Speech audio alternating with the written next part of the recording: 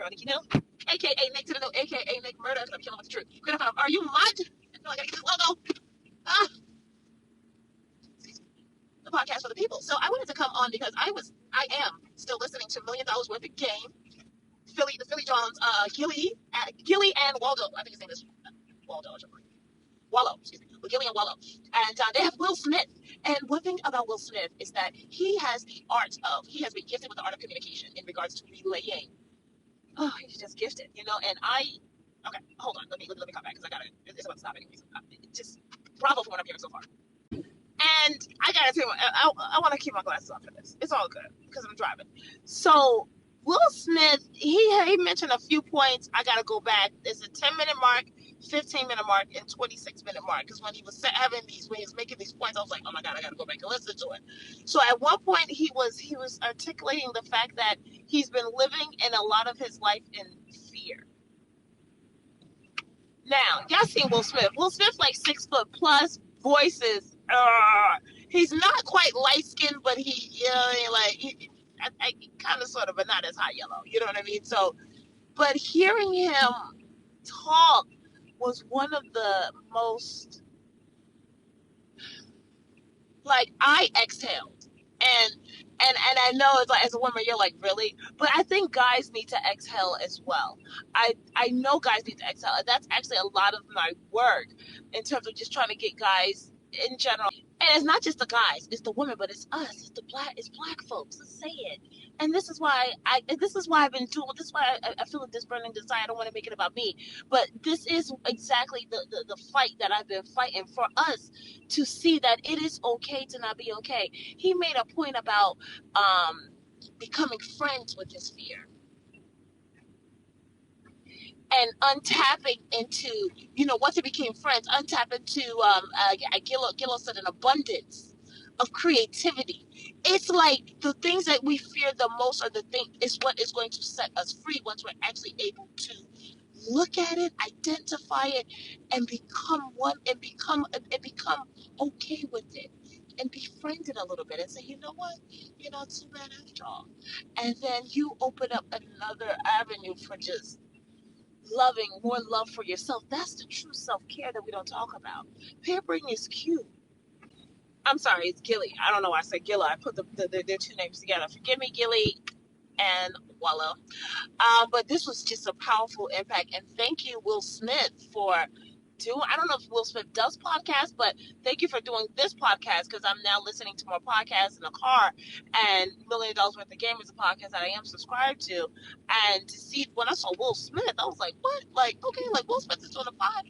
Dope, by the way, and like he said, in terms of tapping into social media, allowing us in. Thank you for allowing us in. You didn't have to, but you are, and you have, and and you did, and you are currently, you're presently doing it. So thoroughly appreciative of that. And it wasn't just his fear that he said he became friends with. It was his sadness, everything that we push aside and, try to put up these masks.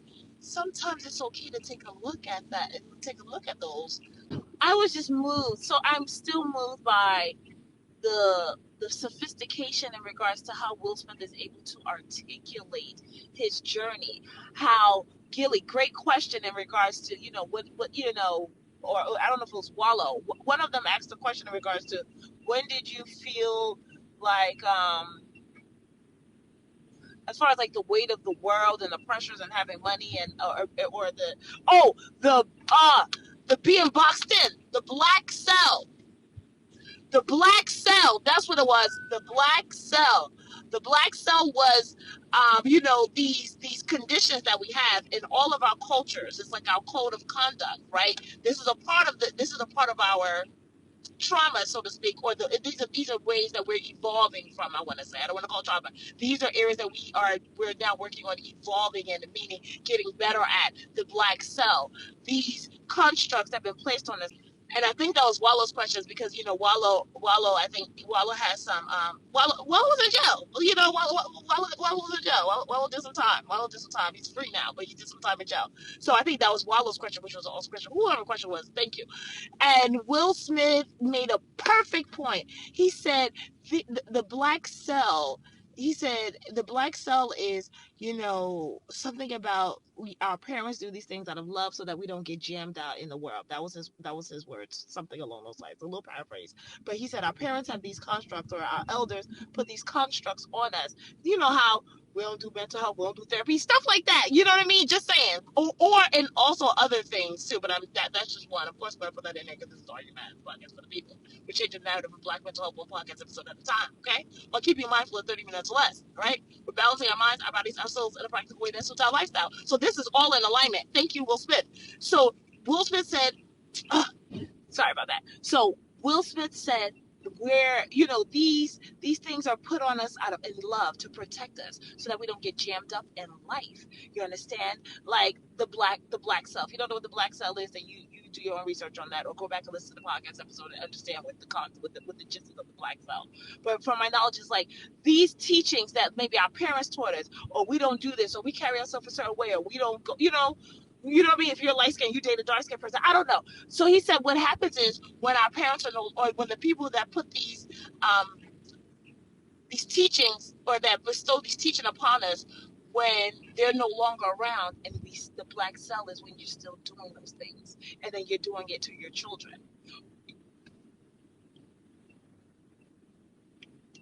That's the black cell.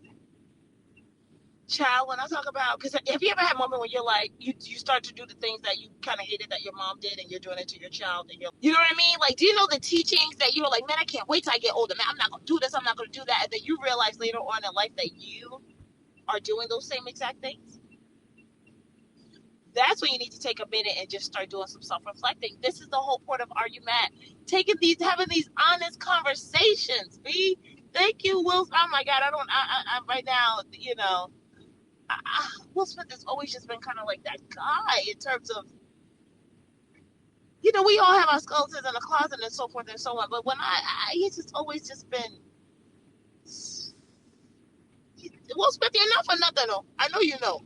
But Jesus, blessed anointing. And now he did this. And I was listening to, he was on the gospel. He has a gospel song right now. I was asking my daughter, I was like, is that Will Smith? And she said, yes. It's like, okay, well, Will done tapped into, he said he done tapped into a whole nother level of creativity now that he is facing and becoming friends with the shadows. All I'm going to say is when an artist can effectively communicate and translate into words what one is feeling, or what one is seeing, and what one has experienced, that is a blessing. That is a true blessing. And I believe that Will Smith has used his platforms, and I think is still using his platforms to convey multiple messages in different ways. He is allowing God to use him through his rap.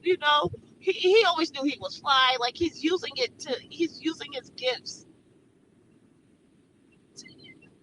to honor God. That's how I see it. That's how I see it. I don't know. That's how I see it. From the rapping to the acting, back even as a parent, and just trying to relate to the generations. Like, I am so moved. I just had to take a minute because when I say he's a dad, I'm like, he's Willow's dad. Jaden as well. It's Jaden's dad too. And they are remarkable children. But you know that's Willow, the energy that Willow gives us.